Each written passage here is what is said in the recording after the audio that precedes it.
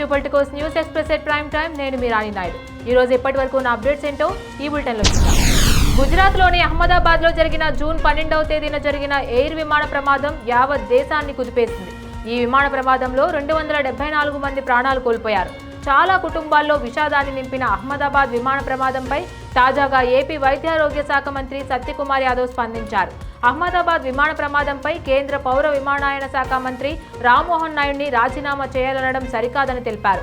ఈ క్రమంలో బోయింగ్ విమానాలపై అనుమానాలు వ్యక్తమవుతున్నాయి. మృతుల కుటుంబాలకు అండగా ఉండి ఆత్మస్థైర్యం పెంచాలని మంత్రి సూచించారు. కానీ అనుచిత వ్యాఖ్యలు చేయడం దారుణమని మంత్రి సత్యకుమార్ పేర్కొన్నారు.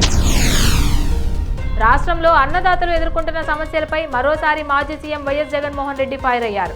పొగాకు పంటకు కనీస మద్దతు ధరలు లభించక రైతులు అన్యాయానికి గురవుతుంటే వారిని పరామర్శించి భరోసా ఇవ్వడానికి ప్రకాశం జిల్లా పొదిలి వెళ్లానని తెలిపారు. కానీ చంద్రబాబు తానేదో విషయాన్ని డైవర్ట్ చేసేందుకే చేస్తున్నానని అనడం మీకు భావ్యమా చంద్రబాబు అని ప్రశ్నించారు.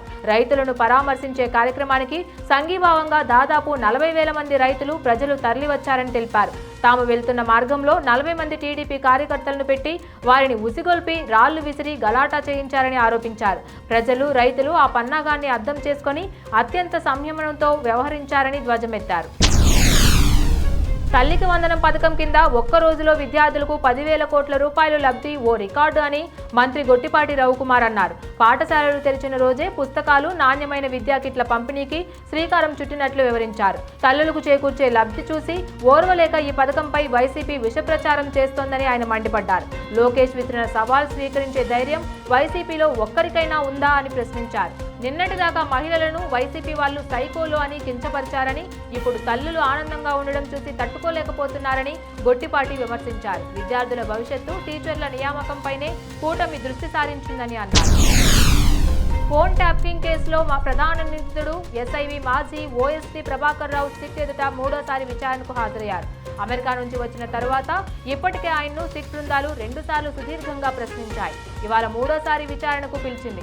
మరోవైపు శుక్రవారం ప్రణీత్ రావును విచారించిన సిట్ అధికారులు ఆయన నుంచి నమోదు చేసిన వాంగ్మూలం ద్వారా ప్రభాకర్ రావును ప్రశ్నించనున్నారు. ప్రణీత్ రావును కూడా ప్రభాకర్ రావుతో కలిసి ప్రశ్నించే అవకాశం కనిపిస్తోంది. కాళేశ్వరం ప్రాజెక్టు పనికిరాదని, దాన్ని పూర్తిగా రద్దు చేయాలని సిపిఐ రాష్ట్ర కార్యదర్శి ఎమ్మెల్యే కూనంనేని సాంబశివరావు డిమాండ్ చేశారు.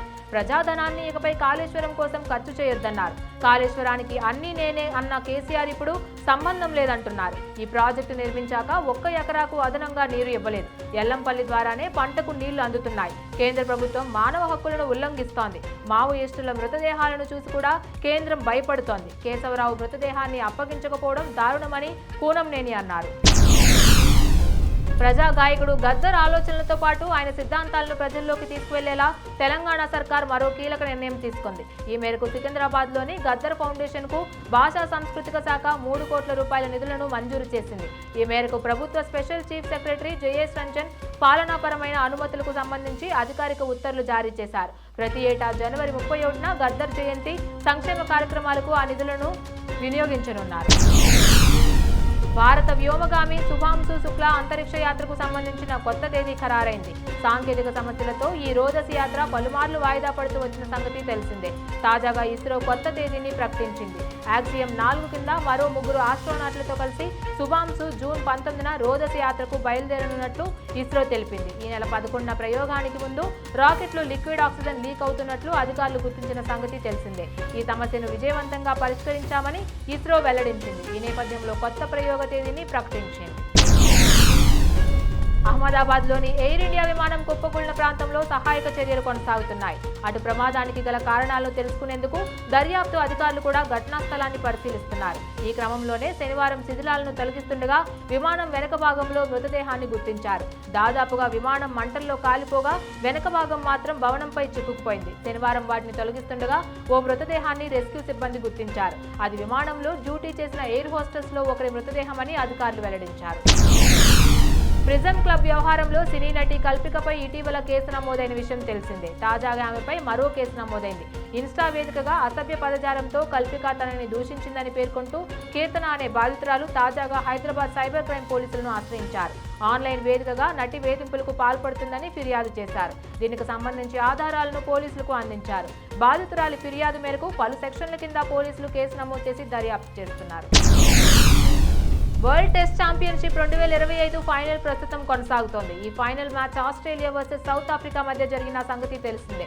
ఇలాంటి నేపథ్యంలో ICC world test championship final 2027, 2029 అలాగే 2031 వేదికలపై కొత్త చర్చ మొదలైంది. నెక్స్ట్ జరిగే ఈ 3 world test championship finals India లేదా ఇంగ్లాండ్ దేశంలో జరిగే అవకాశాలు ఉన్నట్లు చెప్తున్నారు.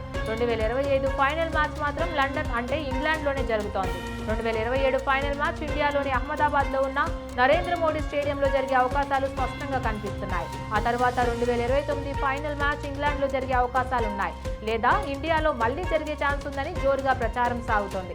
2031 వరల్డ్ టెస్ట్ ఛాంపియన్షిప్ పై ఫైనల్ ఖచ్చితంగా ఇండియాలో జరుగుతుందని సమాచారం అందుతోంది. అంటే 3 ఫైనల్స్ లో ఖచ్చితంగా 1 ఇంగ్లాండ్, 2 ఇండియాలో జరగనున్నాయి. ఈ మేరకు ఐసీసీ చీఫ్ జై షా ప్లాన్ చేస్తున్నట్లు చెబుతున్నారు.